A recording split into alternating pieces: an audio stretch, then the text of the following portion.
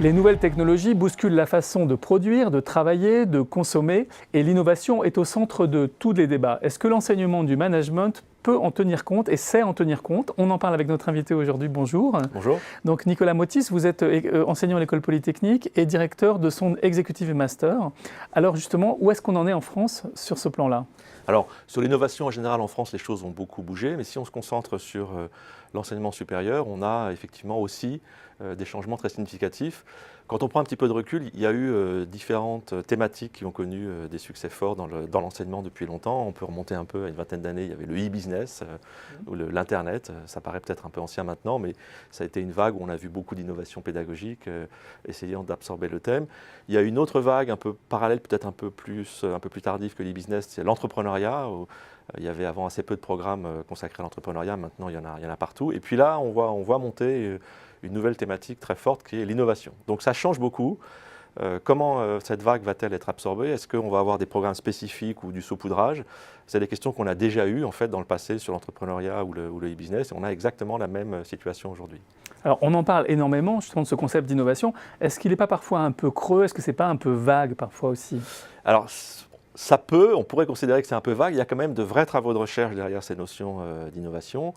Il y a des concepts relativement nouveaux, relativement en rupture par rapport aux pratiques que l'on pouvait avoir avant.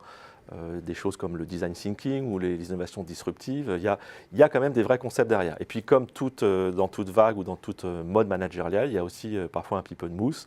Et donc l'enjeu pour les écoles et les universités, c'est justement de faire la part des choses, mais de ne pas rater non plus ce qui est nouveau et ce qui peut apporter beaucoup aux organisations dans la gestion de leur processus d'innovation.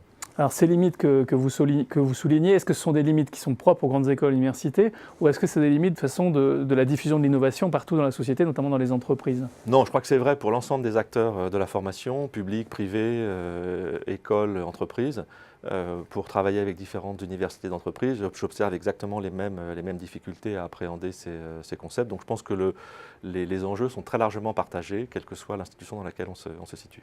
Et alors, quelles seraient les pistes de solutions que vous préconiseriez pour justement venir à bout de ces difficultés et véritablement faire de l'innovation? Alors, il y a beaucoup de solutions possibles, il y a beaucoup de pistes sur lesquelles on peut explorer différentes solutions. On le fait à l'X, mais beaucoup d'autres le font également. Il y a notamment une piste qui me semble extrêmement fructueuse sur l'innovation, c'est de travailler davantage sur le couplage entre sciences et technologie et management. C'est souvent assez difficile d'avoir simultanément dans un programme à la fois des expertises scientifiques de très haut niveau et des expertises en management de très haut niveau. Et souvent, ce qui manque, c'est justement la combinaison des deux. On a dans certains programmes, type Executive MBA par exemple, des modules en management extrêmement poussés, mais souvent une certaine faiblesse sur les dimensions strictement scientifiques. Et à contrario, on peut trouver dans des programmes sur des verticales scientifiques beaucoup de choses très pointues, mais assez peu d'éléments sur la mise en œuvre ou sur le management associé. L'enjeu aujourd'hui, je pense, c'est de réussir à progresser sur les deux dimensions en même temps, une bonne compréhension de la science et de la technologie, et en même temps une vraie capacité à mettre en œuvre sur l'ensemble de la chaîne de valeur de l'innovation, depuis la conception, la créativité, jusqu'au déploiement, en passant par le financement, la constitution d'équipes, etc. Donc c'est la combinaison des deux qui aujourd'hui est un vrai enjeu. Et sur le plan scientifique, c'est pas évident. C'est pas évident parce qu'il faut aller chercher de l'expertise dans les labos. Il faut aller chercher de l'expertise non pas auprès de ceux qui parlent de ce que font les labos, mais auprès de ceux qui font la science. Et c'est pas facile de faire sortir des experts très pointus des labos pour leur faire aborder ces questions d'innovation dans un spectre large avec des gens qui ne sont pas forcément experts.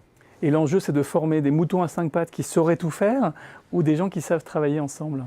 Plutôt des gens qui savent travailler ensemble, parce qu'une des caractéristiques aujourd'hui des processus d'innovation, c'est qu'on est multi-technologie, multi-application, et donc la capacité à assembler des briques venues de différents champs technologiques et de différentes pratiques managériales est vraiment un facteur clé de succès. Donc mouton à 5 pattes, on peut toujours tenter, mais l'enjeu clé, c'est pas ça. L'enjeu clé, c'est de vraiment réussir à faire dialoguer et travailler ensemble des gens avec des expertises souvent très pointues, mais issues d'horizons très variés.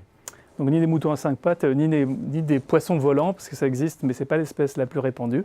Nicolas Motis, merci pour vos explications. Merci.